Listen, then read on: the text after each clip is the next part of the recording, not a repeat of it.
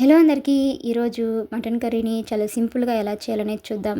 ముందుగా ఒక బౌల్లోకి 1/2 కేజీ వరకు మటన్ని తీసుకొని దీన్ని 2-3 సార్లు శుభ్రంగా వాష్ చేసుకోండి. ఇప్పుడు దీనిలోకి 1/2 టీ స్పూన్ సాల్ట్, అలాగే 1/4 టీ స్పూన్ పసుపు వేసుకొని ఇవన్నీ కూడా మటన్కి కలిసేలాగా ఒకసారి ఇలా బాగా కలుపుకొని దీనిని ఒక 10 నిమిషాలు మ్యారినేట్ చేయండి.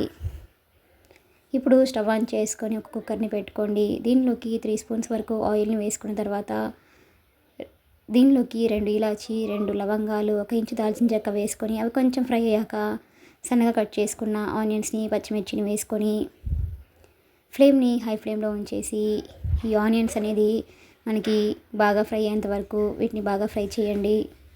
ఆనియన్స్ అనేది బాగా ఫ్రై అయిపోయాక దీనిలోకి 1 స్పూన్ అల్లం వెల్లుల్లి పేస్ట్ కూడా వేసుకొని ఒకసారి ఇలా బాగా కలపండి. అల్లం పేస్ట్ అనేది పచ్చివాసన పోయేంత వరకు దీనిని బాగా ఫ్రై చేయండి. ఇప్పుడు దీనిలోకి మనం ముందుగా మ్యారినేట్ చేసి ఉంచుకున్న మటన్ని కూడా దీనిలోకి వేసుకోండి. ఇలా మటన్ మొత్తం వేసుకున్న తర్వాత ఫ్లేమ్ని హై ఫ్లేమ్లో ఉంచేసి ఈ మటన్ అనేది ఆయిల్లో కలిసేలాగా ఇలా ఒకసారి బాగా కలపండి. ఇప్పుడు మూత పెట్టేసి దీన్ని 2-3 నిమిషాల పాటు బాగా మగ్గించండి. చూడండి, మనకి 2 నిమిషాల తర్వాత మటన్ అనేది ఇలా లైట్గా ఉడికిపోయిన తర్వాత ఒకసారి ఇలా బాగా కలుపుకొని దీనిలోకి 2 మీడియం సైజులో ఉన్న టొమాటోల్ని ఇలా కట్ చేసుకొని వేసుకోండి. ఈ మటన్ కర్రీలో టొమాటోలు వేసుకోవడం వల్ల మనకి గ్రేవీ అనేది చాలా బాగా వస్తుందండి.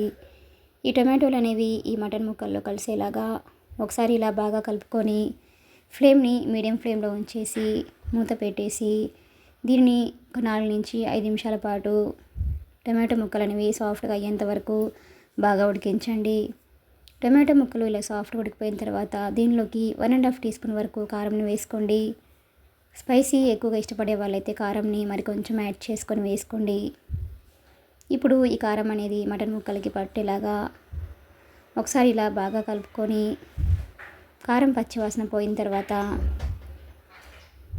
దీనిలోకి 1 కప్పు వరకు పెరుగుని వేసుకోండి.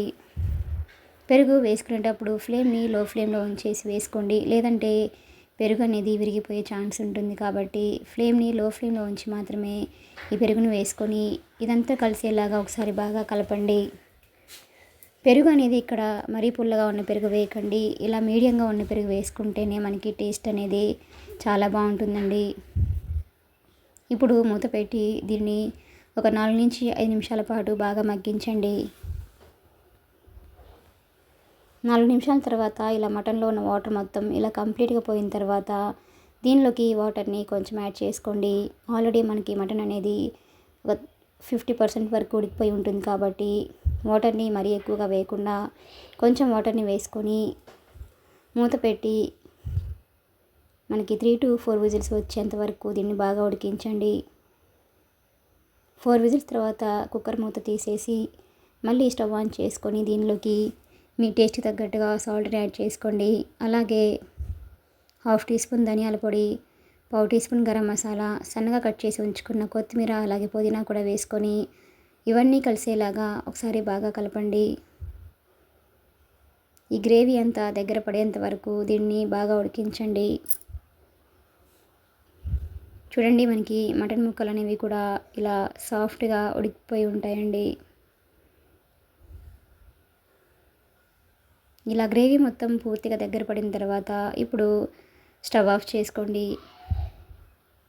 అంతేనండి, ఎంతో సింపుల్గా ఎంతో టేస్టీగా ఉండే మటన్ కర్రీ అనేది మనకి రెడీ అయిపోయినట్లే. ఇలా రెడీ అయిన ఈ మటన్ కర్రీని ఒక సర్వింగ్ ప్లేట్లోకి తీసుకొని వేడివేడిగా కానివ్వండి, అలానే చల్లారిన తర్వాత రైస్లోకి, రోటీలోకి, దేనిలోకైనా సరే ఈ కర్రీ అనేది చాలా చాలా బాగుంటుందండి. మీకు కూడా ఈ రెసిపీ కనుక నచ్చినట్లయితే ఒక లైక్ కొట్టండి. అలానే లైక్ కొట్టడం మాత్రం మర్చిపోకండి. Please subscribe my channel, like, share and comment. మరిన్ని మంచి మంచి రెసిపీస్ కోసం మన ఛానల్ని సబ్స్క్రైబ్ చేసుకోండి.